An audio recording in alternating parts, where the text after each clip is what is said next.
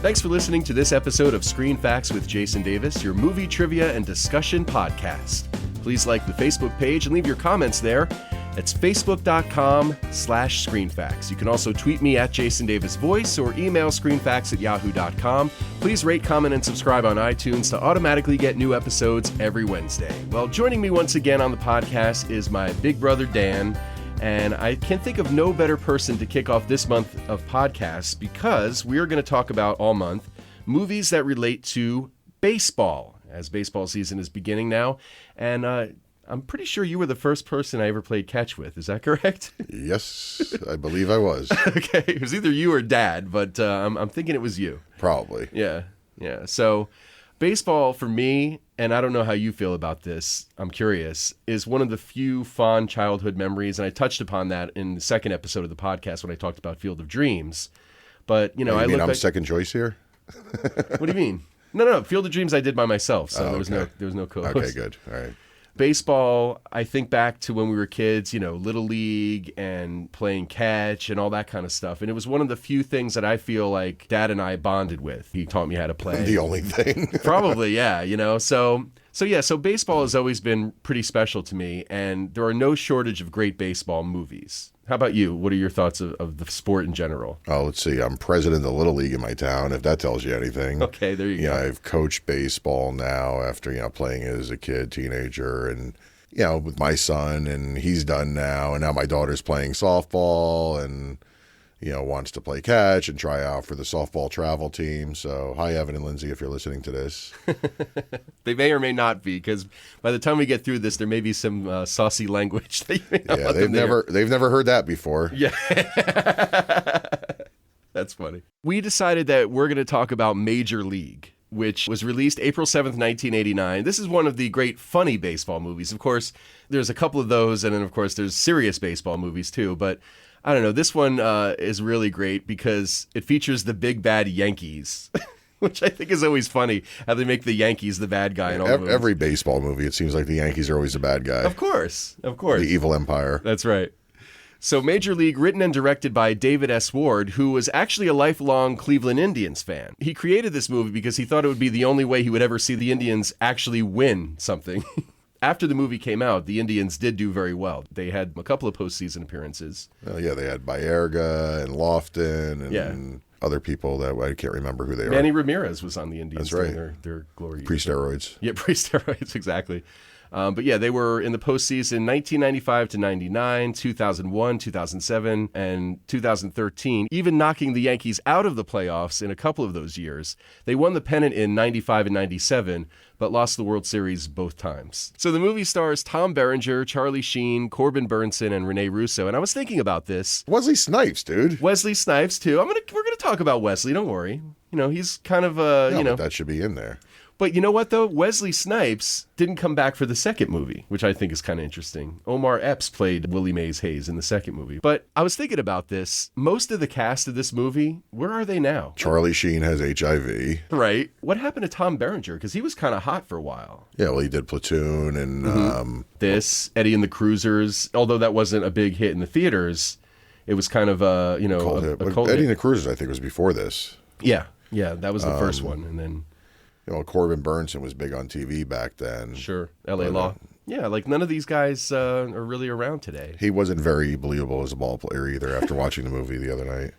Rene Russo went on to do some stuff, but I think she hit a wall. Yeah, she was in one of the Lethal Weapon movies. A few of them. Yeah. She was in Tin Cup and some other stuff, but I mean... I don't know. And then, Dennis Haber went on to big fame as Allstate. Yes, the Allstate guy. And he was also on 24 as the president. Estimated budget of $11 million, domestic gross of $49.8 million. So this wasn't a huge moneymaker, but I guess comedies, I don't know if you can really expect too many comedies to break the 100 million mark. Well, yeah, but you also look at the price of inflation and all that. So comparatively speaking, that's true. It made 1989. That's true. Good point. It made 4.5 times its money. It's pretty damn good. Yeah, that's true. What would that movie movie cost now, with a cast and, and what would it gross now? So there's some real life inspiration. Real life relief pitcher Mitch Williams, who I think is now an analyst on MLB Network or one of those things. He played with the Chicago Cubs at the time that the film was released. He was inspired to model himself after the Rick Vaughn character, which is kind of interesting. He began to wear the number 99 and had Wild Thing played when entering games. And in fact, this film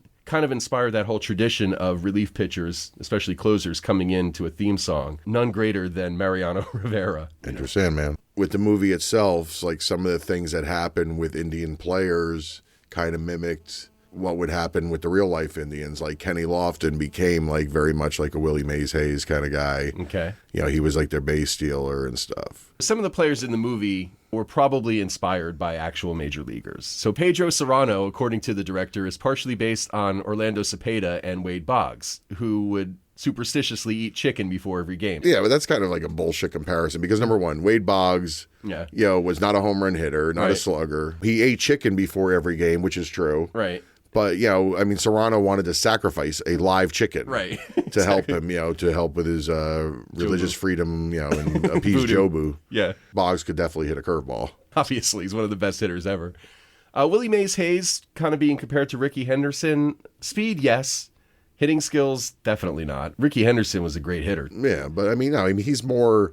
If you ask me, like Willie Mays Hayes is more based on probably, back then, like I said, like a Kenny Lofton who came a couple of years later, like a Willie McGee or Davey Lopes from the Dodgers. Lopes was a second baseman, and yeah, but he was pretty fast, wasn't he? Well, he was somewhat fast. Like Lou Brock was the base stealing king. Yeah, before that. But if you look at Vince Coleman from he was more like a Vince Coleman, like just like more like a one-tool kind of guy, than a five-tool kind of guy. Okay. So that, they said Ricky Vaughn was based on Nolan Ryan. Nolan Ryan's arguably probably one of the greatest pitchers ever. Oh, yeah. He had a fastball, but he wasn't a reliever. Right. Even though Vaughn went between closer and starter in the movie, which is kind of messed up too, because nobody does that. I don't really think of Ricky Vaughn as a Nolan Ryan type either. If anything, there's the scene where he has his back to the plate and he does that kind of punches his glove and turns around. Yeah, that's like Al Hrabosky. Yeah, Al Hrabosky, the Mad Hungarian. Yeah, that's what I was thinking.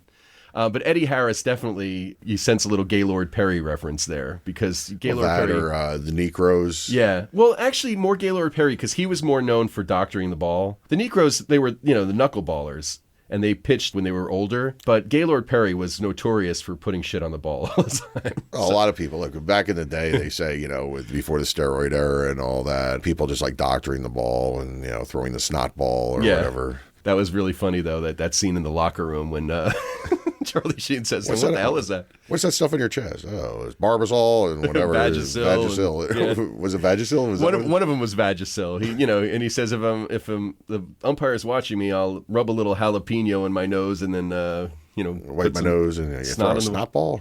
It's pretty funny stuff. There's the big climactic playoff game, and there's like 20,000 extras in the stands. And when the team first ran onto the field and the crowd went nuts, Dennis Haysbert admitted to being emotionally overwhelmed by the experience. And Steve Yeager, who was a former Major League catcher, he played with the Dodgers for many years, he also wore the same number that Jake Taylor wears, number 7 in the movie. He was an advisor on the film. And he was also Tom Berenger's stunt double. And he was also the third base coach, Temple, in the movie. He noticed Haysbert's reaction, and he said, hey, that's what it's like 162 times a year. And I can imagine that's got to be an amazing rush when, that many people cheer for you. It's got to be incredible. Charlie Sheen actually is one of the few people in this movie who had athletic skill. Well, you can kind of see that in the movie when you watch it. Yeah, he definitely can throw the ball. Is he throwing 101 miles per hour? No. He's throwing in the high 80s, though, and that's, for an actor, that's pretty impressive. He was offered a baseball scholarship to the University of Kansas before he became an actor. To make it look like he was throwing faster than he was, they moved the mound closer to the plate. And he says that he took steroids to prepare for the role, and it made him throw a little bit better, he said. It's probably just an excuse for Charlie Sheen to put an illegal substance in his body, let's face it. Yeah, right. Another thing that's sort of interesting, the Yankees' home run threat, Haywood, which, Triple Crown winner. Triple Crown winner, yes, that's right. Which, by the way, doesn't happen very often at all in Let's real see, it was baseball. Carl Yastrzemski in '67, and then a couple of years ago it was Miguel Cabrera from the Tigers. So Haywood was played by former Milwaukee Brewers pitcher Pete Vukovich. Ironically, he never hit a single home run in his entire 11-year major league career. Obviously, he's a pitcher, so if you're in the American League and you're a pitcher, it's rare that you even get a plate appearance. Yeah, but he was on the Brewers then, who were in the American League, who are Right. now in the National League. Right. So 8 out of the 11 years, he never even made a single plate appearance. So, but it's funny that here's a guy playing the slugger, but he definitely looks the part. You know, he kind of looks with that mustache a little bit like Thurman Munson. I think that was, not by accident. But I love some of the commentary from Bob Uecker for him. One of the things he says, he has more nose hairs than anybody in the league. Yeah. When he sneezes, it's like a party favor or something like Yeah. that. David Ward asked Bob Uecker to play Harry Doyle in the film because he liked him in the Miller Lite ads and what he did on Mr. Belvedere. After he meets Uecker and asks him to be in the movie, he realizes that he's been the call man for the Milwaukee Brewers for like 20 years at that point. Unreal. And I think it's kind of cool that Uecker did a lot of improvisation too, which makes sense because he's used to calling His name games. should be David H. Ward, the H standing for hack. You don't think he did a good job on this movie? There's a bunch of stuff in the movie, and I'm sure we'll get into that. That's just not believable. But anyway, continue, sir. Yes. When he goes, just a bit outside, that's an improvised line, and some other stuff too when he's calling the game. So that's kind of cool. And then he puts the whiskey behind his ears.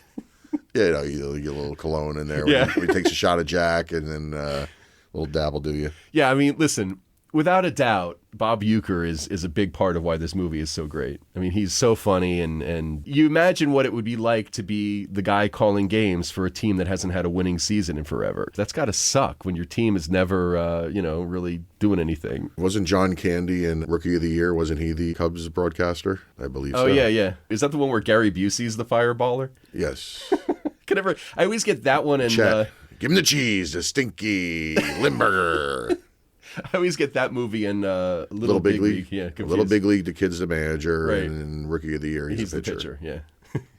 Now that we've straightened that out, back to Major League. The whole premise of the movie is that the owner of the Indians dies, and his much younger wife, who is a former Vegas showgirl, takes over as owner of the team.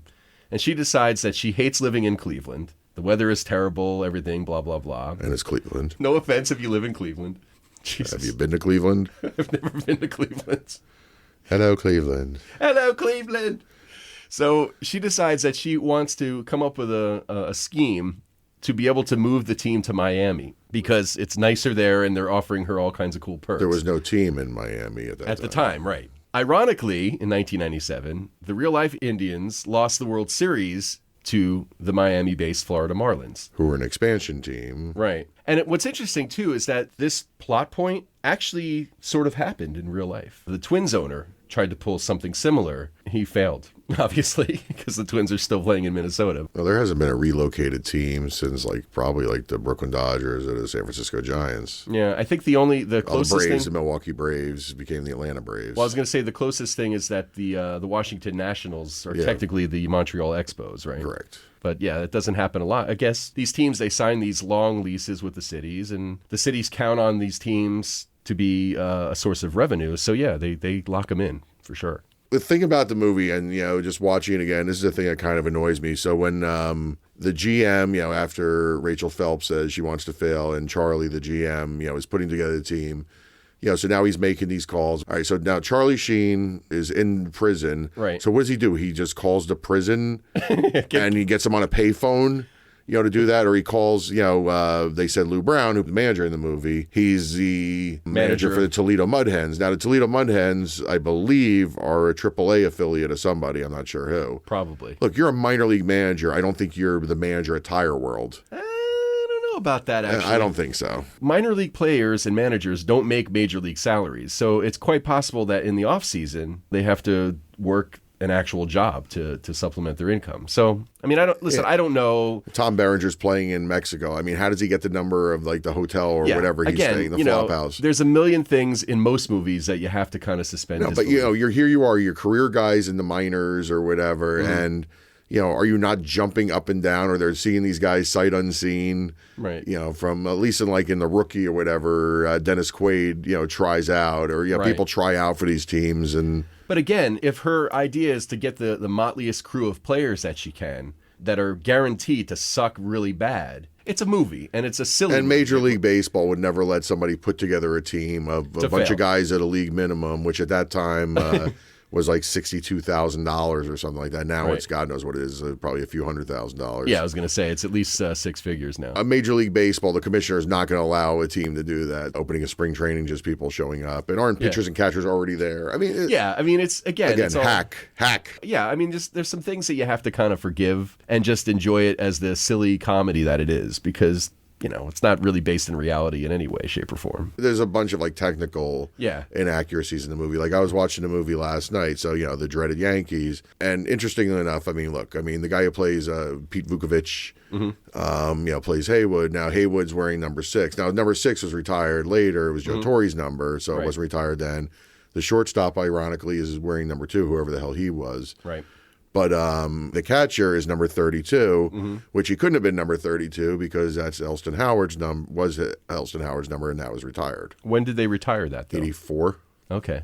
Hack. Yeah. Well, again, he's an Indians fan, so... David H. Ward. They're obviously, through creative editing and cropping and stuff like that.